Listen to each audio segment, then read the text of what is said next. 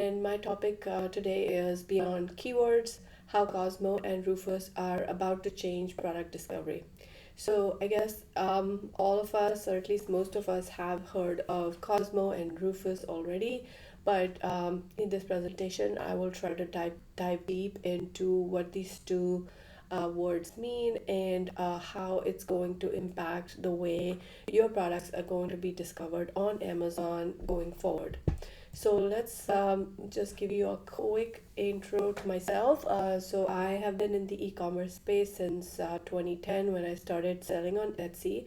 I'm an engineer with a focus on data science. I run PPC Ninja, which is a ad tech enabled advertising agency, and have been a speaker at Amazon Accelerate, Prosper Show, Billion Dollar Seller Summit, and more. Have also been a winner at several BDSS events. I am committed to sharing my knowledge with the community, and very recently I started a newsletter called the AI for E-commerce weekly newsletter. So if you're interested, you can sign up for it here. Okay, let's get started. So first of all, let me talk a little bit about Rufus. And Rufus is essentially your new shopping assistant on Amazon. It has been rolled out to everyone in the Amazon US marketplace. And essentially, when you go to your mobile device as a shopper, you will be able to have a lot of interaction with the interface through prompts. So, as you can see here, there are some questions here that are being answered by Rufus, which is the shopping assistant. Here, the question is this pickleball paddle good for beginners? So it gives an answer based on something, right? So we'll talk about how, this app or this platform is able to generate these kinds of recommendations or answers. The follow-up question here is, does it come with a case? Now, as you can see here, what the shopper is doing in this case is trying to find out a lot about the product that they're almost about to purchase, but they have some questions, and they probably don't want to spend time going through the entire listing, and so they're just going to ask LLM. Now, LLMs have already transformed the way we do search. I no longer use Google for my search engine. I just talk to ChatGPT voice, and that gives me much better responses and more consolidated responses. So you're going to see this trend transferred or translate over to many systems, including Amazon's own Rufus. Now, do notice that there are pre-curated prompts that come up in the Rufus interface. For example, what is the weight of this paddle? Is this paddle blah blah blah? So you'll have to start paying attention to the questions that are being populated here, because that's what's going to be your cue to improving your listing so that you can get indexed and also be ready as Rufus's response to people's questions. So you can see there's more questions here. I won't go into the detail, but you can also read up more about Rufus on Amazon's own materials. Some details about Rufus. Now we're going to get a little bit detailed about how this whole thing works. Okay, so first of all, Rufus has deep product knowledge. Rufus knows everything about your products, right? They also have the ability to summarize and categorize customer reviews to provide clearer insights for both customers and sellers. And the thing is that it is great for customer engagement because it understands and predicts the customer preference and behavior, which is really key to helping them reach the best product for their specific need. Now, Rufus is also capable of making comparisons of different products and their features. And so, if people ask Rufus for how is this better than that, it's going to do it, right? So, there's a lot of new interpretations that Rufus is going to start making, which will help your customers decide whether they want to go for your product or a competitor's product. Rufus also gives you personalized recommendations because it's leveraging your browsing history. or I would say the shopper's browsing history and their user preferences, and it offers personalized product recommendations that almost feel tailor made for each shopper, right? And that kind of helps to enhance the overall shopping experience. Now, it does simplify the search process because people don't have to do the long, hard way of typing a keyword, then going and looking at a product, and then trying to make the difficult decision of whether to go with product A or product B or C. Because there's just so many products right now on Amazon that look so similar. It's become a nightmare for most people to find the right product. And, I think that also does impact return rates and stuff like that. Now, Rufus is obviously linked to an LLM, and it has natural language understanding. It can interpret and respond to user queries with remarkable accuracy. Now, if you want to try to break it, yes, it'll break at the moment, but I just think that right now we're in the early stages and it's only going to get better from here on. So definitely pay attention to Rufus and what it's doing with the Q&A on your listings. Now, it does offer comprehensive decision making support, which basically means that it can do detailed comparisons, highlighting key differences, and it will help in making more informed decisions whether your users are comparing smartphones or planning for specific needs like a camping trip or something. All right, now let's meet the brains behind Rufus. Like, how is it that Rufus is able to do such a good job being just an LLM sitting on top of, all this, product data that Amazon has access to? Well, the brains behind Rufus is actually called Cosmo, and Cosmo is a white paper. Let me show you what Cosmo looks like. This is Cosmo, and this is basically a white paper, and it has a lot of detail about how Amazon intends to interpret different queries and how it intends to provide some sort of um, you know uh, response that is based on a combination of user behavior, LLMs, the knowledge that has been fed into it, do some amount of rule-based filtering, similarity filtering, uh, and the human feedback, which is basically the response that the human might give back, so that it can continuously train the system and provide some sort of output. So that's basically, in a nutshell, what Cosmo, the brains behind Rufus Shopping Assistant, looks like. Now, I want to give you some concrete examples because this is how things are going to start becoming very different going forward. Now, as you can see here, I have the search term sunscreen, and here in the responses or in the search results, this comes up as an overall pick. And this also comes up pretty high in the search results, the first row. Now, this is because of who is searching. So I'm just taking two avatars here. One avatar is a camper, a backpacker, someone who does hiking and goes on like long trips and things like that. Um, their need for sunscreen might be, lightweight, something they can throw in their backpack and doesn't add too much weight. Whereas if your avatar is a mom of three kids, she might want a lot of sunscreen when the entire family is getting ready to go out for a swim or a hike or whatever. So their needs are going to be different. So this is just one simple example of how the same keyword can result in two different top results based on who is searching, right? So it's not just about keyword ranking anymore, because you might want to try to rank for a keyword high, but based on who's searching, that can be totally different. And that's where your ranking will start to shift quite a bit as Rufus and Cosmo expand and become, all pervasive. Here's another example. My search term here is shoes for pregnant women. This exactly is coming from the Cosmo paper, where they give these examples of, let's say, a woman who is searching for this with this keyword actually ends up buying this sort of flat, kind of open toe design, which is comfortable, right? So that kind of instantly trains the algorithm that.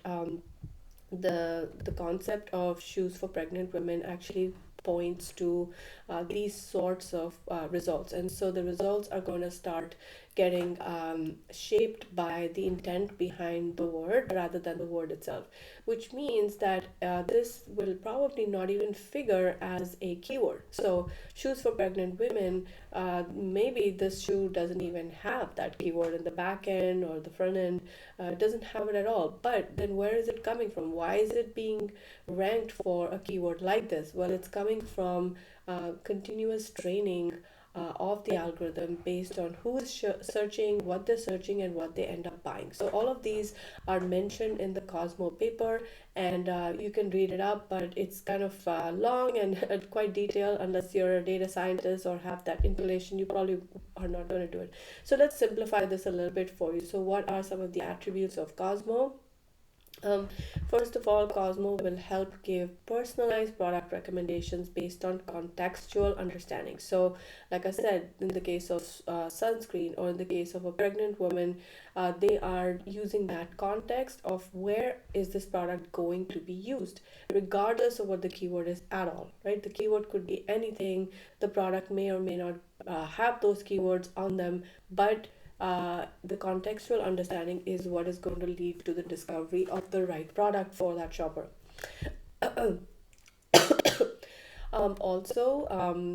Cosmo allows for dynamic product suggestions, which are basically real time product suggestions based on user browsing and purchase patterns. As the user goes through their search process, they will get an adaptive result based on which path they're taking, right? Have you ever taken an adaptive test? You know, where the questions that come up are based on your previous response, right? So it's almost that real time product suggestion capability in the context of Amazon. Product association. So this is basically identifying and suggesting products that are frequently bought together using common sense knowledge graphs. Now, common sense knowledge graph is basically the heart of Cosmo, because Cosmo translates to common sense knowledge of what the product is. And so like in the case of the pregnant woman shoe, it's common sense now based on the frequent purchase patterns that the woman who is pregnant will purchase open-ended and flat shoes that are comfortable, right? Then you also have like product comparison, where Cosmo is capable of assisting customers in comparing products by highlighting key differences and similarities based on common sense associations. Now, how can this affect us, and how we can enhance the ability for Cosmo to find, or to help customers find our products, is basically by providing a lot of common sense use cases within our products. So the importance of use cases is going to go up. It's not anymore going to be about keyword stuffing or trying to find keyword search volume, etc. I mean, those things will still be peripherally important, but more important would be how the brand comes across, how those products come across, and how past experiences of customers choosing those products over others are training this whole mechanism of the large language model on Amazon. Product categorization. Now, this is where Amazon automatically categorizes products in a way that makes sense to customers, and it helps improve discoverability. Now, Amazon has always been focused on categories and subcategories, but now it's going to be even more based on common sense association, that your images play a big part in how Amazon interprets what your product is. And I think a lot of people have already talked about it and have also shared the example of recognition, which is one of the tools, or yeah, I would call it a tool that's provided within the AWS suite of tools. And here I have provided the link to the recognition, and most likely Amazon is going to use this or some variant of this in analyzing your listings and all the the images in your listing. So for example, when I upload an image to this tool, it actually tells you what it thinks it thinks the image is about. For example, in this case where I have 3 bottles of sunscreen, the results show bottle, cosmetics, sunscreen, and shaker. So here it's probably made a little bit of a mistake. It's calling it a shaker, but look at how high the percentage of accuracy it thinks it is going to bring, because it thinks that it has 92% confidence that this is a shaker.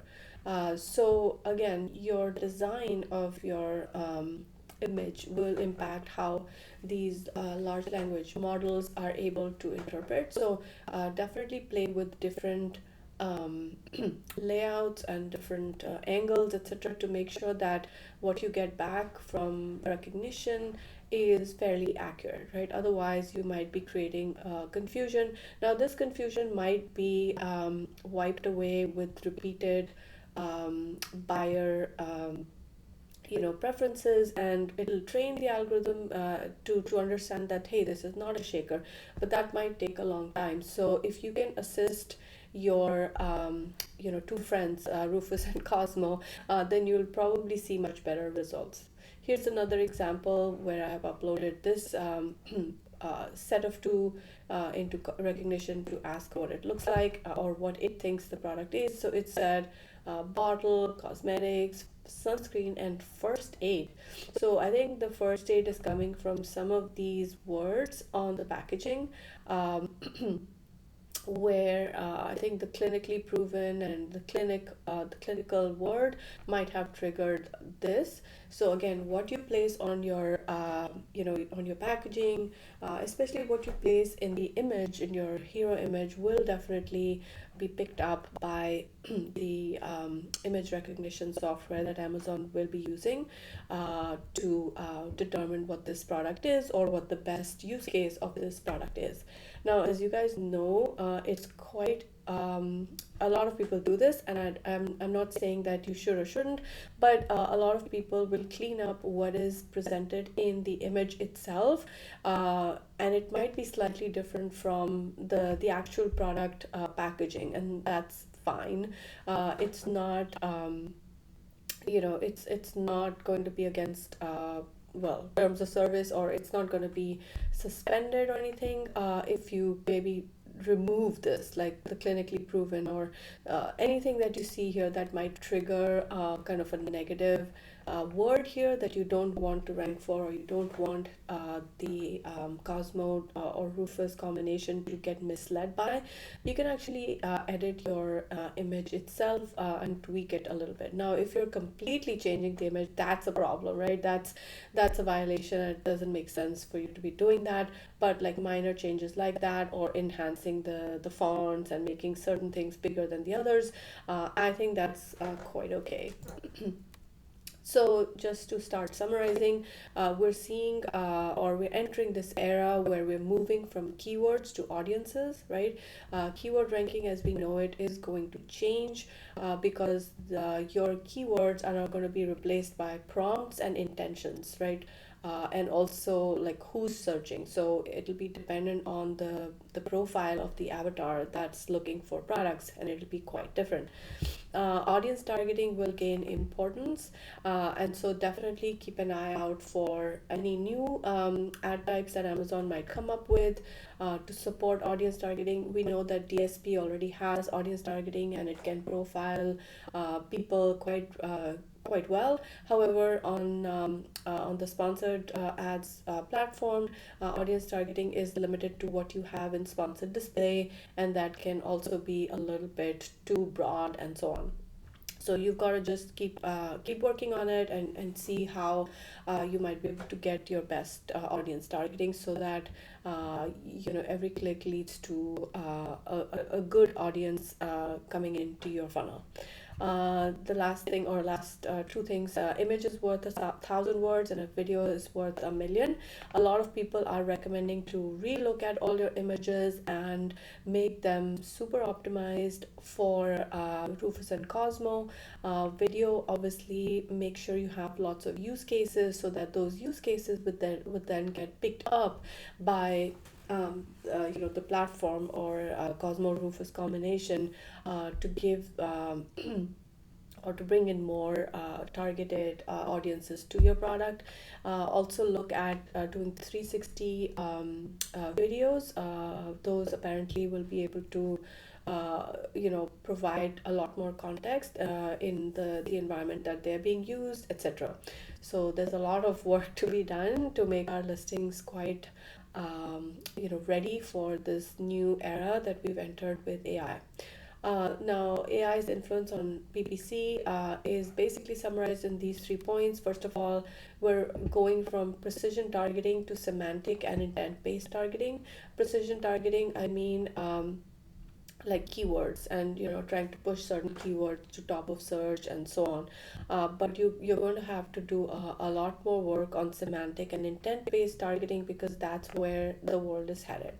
As you guys already know, exact match is no longer exact match, so we've actually started shifting from exact match to broad match modifier because at least those words are required to be part of the search term. Broad match modifier, for those who don't know what it is basically adding a plus sign in front of each word in the sequence of words. And once the plus sign has been added, then Amazon has to make sure that those words are present in the buyer search. And this might be your way of making sure that keyword based targeting is still valid for some more time. And then the last point to say is that writing to the human would be more important than ever before. So far, a lot of us have kind of skewed in the direction of writing to the algorithm, and we've been trying to do all kinds of things to train the algorithm to rank us higher.